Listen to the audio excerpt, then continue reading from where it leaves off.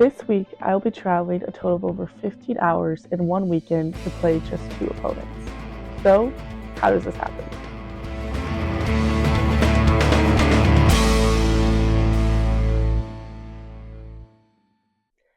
My name is Grace Pottebaum, a field hockey player at the University of North Carolina.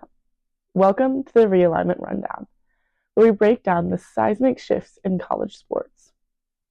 Today, we're diving into the wild world of the NCAA Conference realignment and how it's not just football and basketball teams feeling the impact. Imagine this: a Division I field hockey team is set to travel over 15 hours in a single weekend just to play 2 matches. What does that mean for athletes, coaches, and the future of college sports? Stick around as we explore how realignment is reshaping the game for everyone involved. Let's start with Cal and Stanford. The Pac-12 has been home of the West Coast athletics for over a century, but over the last couple of years, we've seen a mass exodus. USC and UCLA kick things off heading to the Big Ten, and now Cal, Stanford, and SMU are joining the ACC starting in 2024.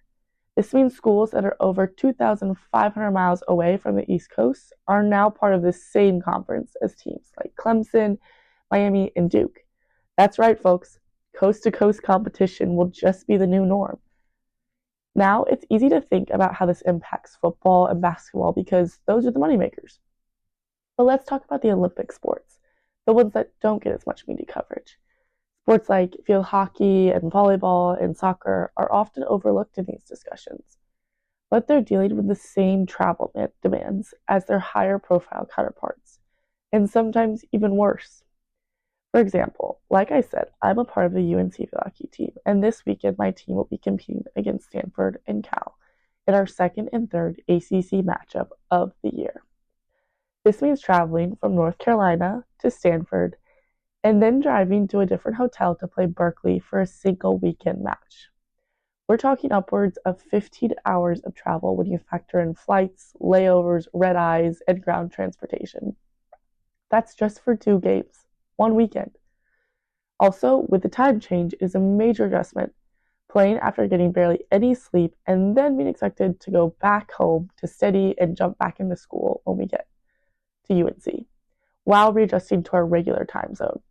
We are student athletes who still have to maintain our academic commitments, so this is a massive change. So, what does this mean for the future of college sports? Well, the reality is we're seeing a shift where revenue is king and student athletes are paying the price, literally with their time and energy. Conference realignment isn't just shaking up the powerhouses, it's trickling down to affect every single athlete. While sports like football and basketball usually are the main reasons for these changes, athletes in non-revenue generating sports are impacted in the same way. We'll keep a close eye on how this impacts competition, academics, and frankly, just the sanity of these young athletes.